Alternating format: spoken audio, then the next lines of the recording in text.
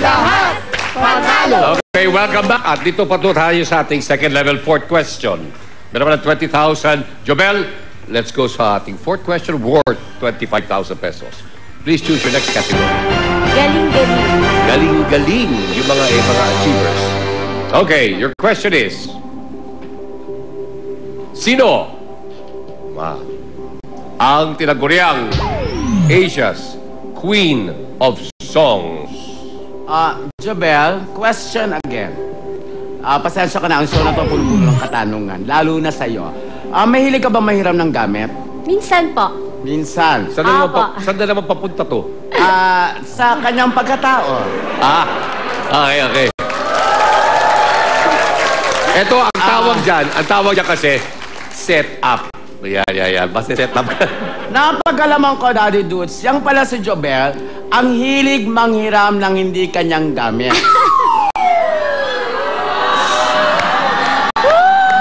In other words, you are a borrower.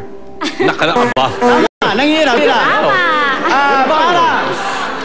Para mapagalaman ko na yung mga taong hinihiraman niya ng kung ano-anong hindi kanya, nahihirapang hingin sa kanya ang mga gamit na hiniram. Ladies and gentlemen, people of the Philippines versus Jobel Naga, roll si Ma'am.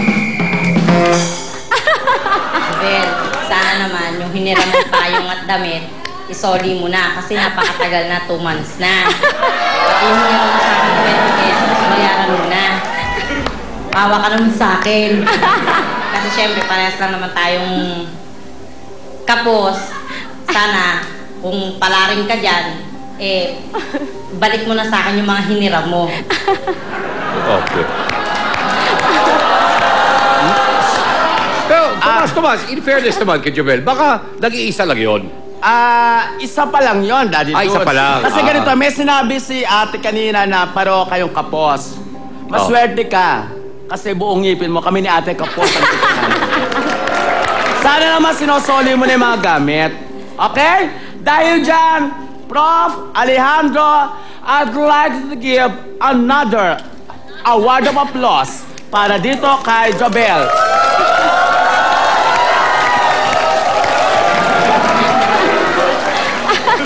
Thank you.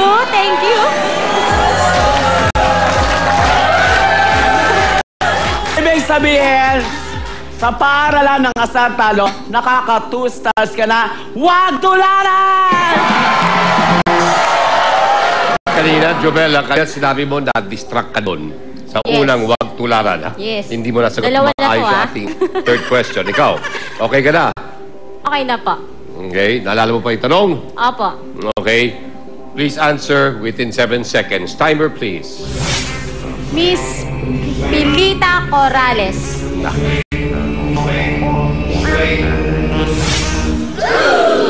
Miss Pilita Corrales po ang sagot po ni Miss Jobel Naga. Si Bang, solo sablay!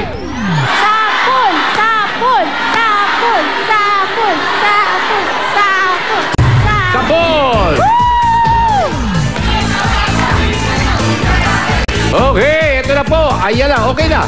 May nakakapaming katanungan ka sana ma-overconfident dahil mahaba pa ang ating ilalakbay papunta sa 150,000 pesos. Next level, worth 50,000 and 75,000 pesos. Ready, Jobel? Ready! Ready! Parang sinasabi mo yung kapitbahay. Paginawa ka! More! Okay, ito na po. Let's go to level number 3. Si Jobel Naga, saksama siyang itim.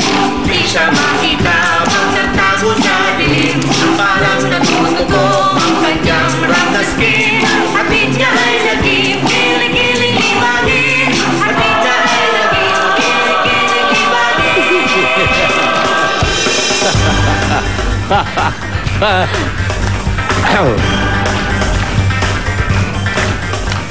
Okay. Good luck sa'yo, Jobel. Okay. Pumili ka ng bagong kategory. Makakaloka. Nakakaloka ito tungkol sa politics at ang batas. Okay? Ito naman, for 50,000 pesos. This is your question. Ano ang ibig sabihin ng KBL na political party ng dating Pangulong Marcos. Hindi basta-basta sasali sa ganitong contest. Tama ba ako, Jobel? Yes. Pero kung maganda ang purpose mo, ibibigay yan. Pero kung sa katulad mong wag tularan, malamang hindi maibigay ni Simon. Okay. KBL. Nagiging bahagi yan ng buhay ng napakaraming mga Pilipino noong panahon ni dating Pangulong Marcos. Hanggang ngayon, buhay pa yung partidong yan, lalo na sa Ilocos. Are you ready? I'll go for Salvadida. You'll go for Salvadida! Kasi Oy! Hop! hindi ko siya inabot eh. Okay. Pero kung alam mo kasi kung mahilig ka dun sa mga current events, kahit nung huling eleksyon, nagagamit pa ng ilang mga personalities ay miyembro pa rin nung etong political party. Okay? Salvadida, good luck. Jobel, huwag ka sanang magkamali. Eto siya.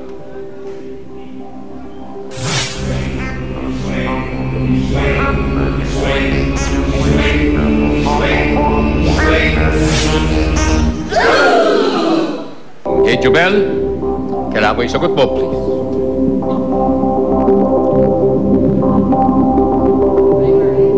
Timer.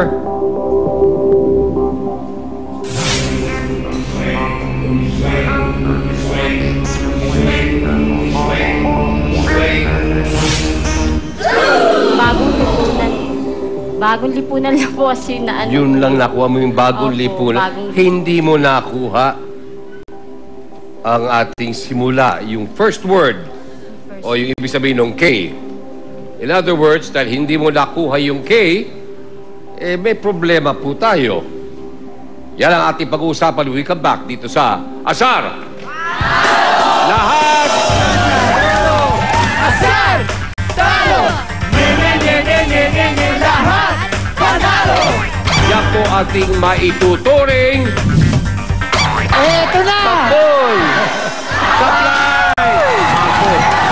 Makukuha nyo ang inyong mga groceries.